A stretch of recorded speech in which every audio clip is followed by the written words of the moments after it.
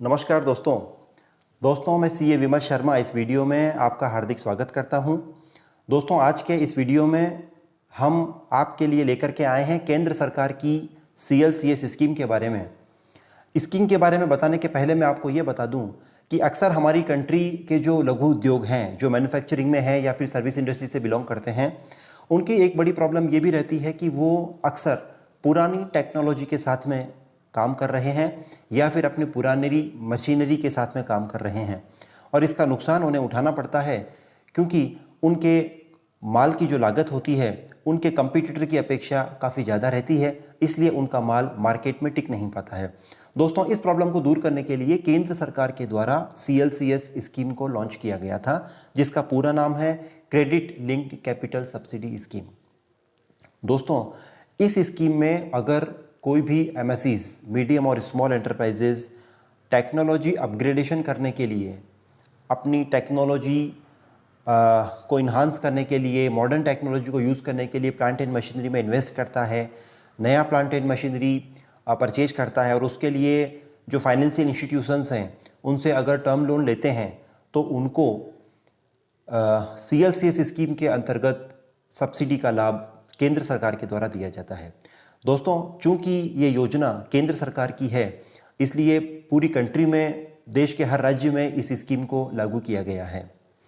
दोस्तों इस स्कीम का सबसे बड़ा लाभ ये है कि अगर हम MSEs हैं और हमने अगर फाइनेंशियल इंस्टीट्यूशन से 1 करोड़ रुपए तक का लोन अगर लिया है तो उसके ऊपर 15% तक हमें सब्सिडी दी जाती है। यानी मैक्सिमम जो सब्सिडी का जो लिमिट है वो 15 लाख रुपए रखा गया है। इसको हम यूँ भी समझ सकते हैं, अगर मैंने 50 लाख रुपए की कोई मशीन खरीदी है जिसके लिए मैंने फंडिंग करवाई है 50 लाख रुपए की, तो मुझे 15% का बेनिफिट मिलेगा, यानी 7.5 लाख रुपए का सब्सिडी केंद्र सरकार के द्वारा दिया जाएगा।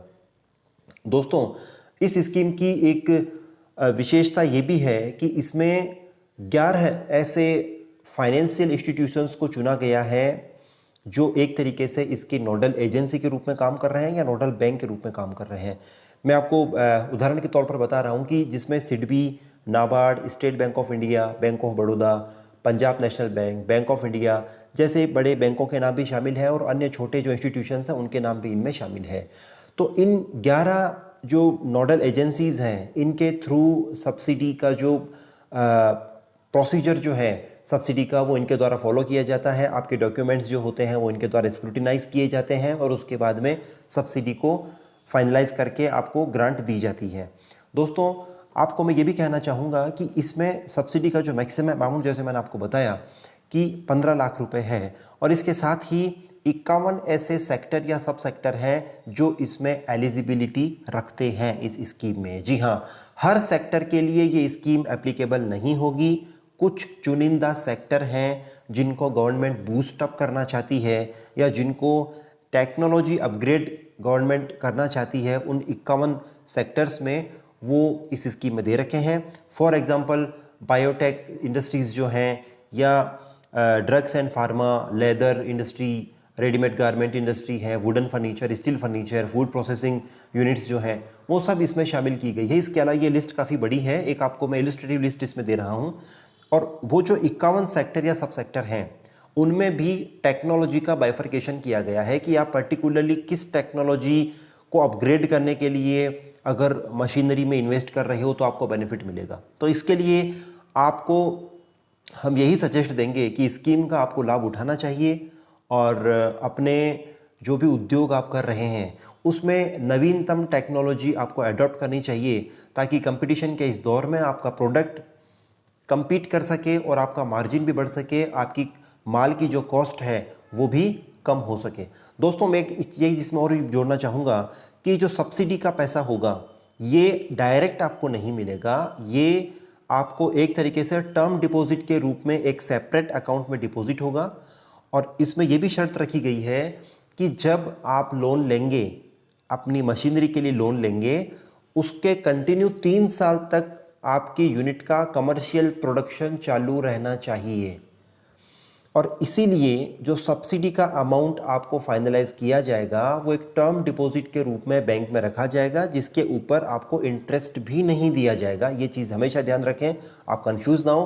उस टर्म डिपॉजिट आप की एक तरीके से गवर्नमेंट ने आपको ग्रांट किया है, बट आपका अगर कमर्शियल प्रोडक्शन चालू रहता है 3 साल तक तो उसके बाद में आपको वो राशि मिलेगी, उसके बाद ही आप उस राशि को विड्रॉ कर पाओगे।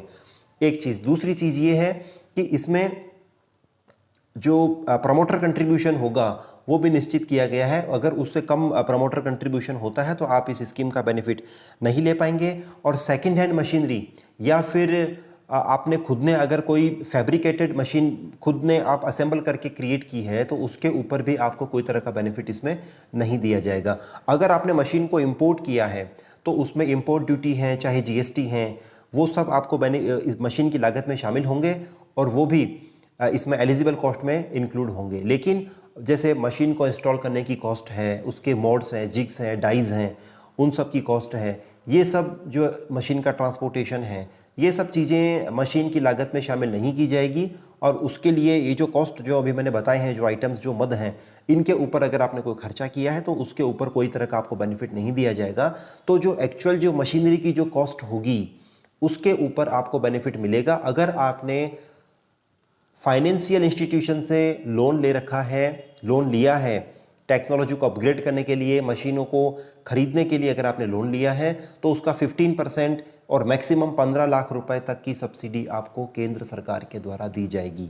दोस्तों, अगर इस स्कीम से रिलेटेड कोई भी आपके डाउट्स हैं तो आप नीचे कमेंट बॉक्स में हमें कमेंट कर सकते हैं। हम पूरी कोशिश करेंगे कि आपको जो भी डाउट्स हैं आपके सारे हम क्लियर करें, क्योंकि हम सबको आत्मनिर्भर भारत की संकल्पना को साकार करना है। हमें खुद को सेल्फ रिलायंट होना है और ये तभी होगा जब हम नई टेक्नोलॉजी को एडॉप्ट करेंगे। आपको पता होगा कि आज ही प्रधानमंत्री जी ने कहा है कि जो टॉयज़ हैं वो हमें उसमें काफ़ी हमें आगे जाना है। जो युवाओं को उन्होंने कहा है कि भारतीय संस्कृति के ऊपर आधारित जो ऑनलाइन गेम्स वगैरह हैं वो आप बनाइए। गवर्नमेंट आपको सपोर्ट कर रही है। लोकल के लिए वोकल हमें जो है होना है। तो दोस्तों, ये सब चीज़ें अगर हम तभी कर पाएंगे जब हम नई टेक्नोलॉजी को यूज़ करें, गवर्नमेंट की जो सब्सिडी स्कीम्स हैं उनका हम अच्छे से बेनिफिट उठाएं।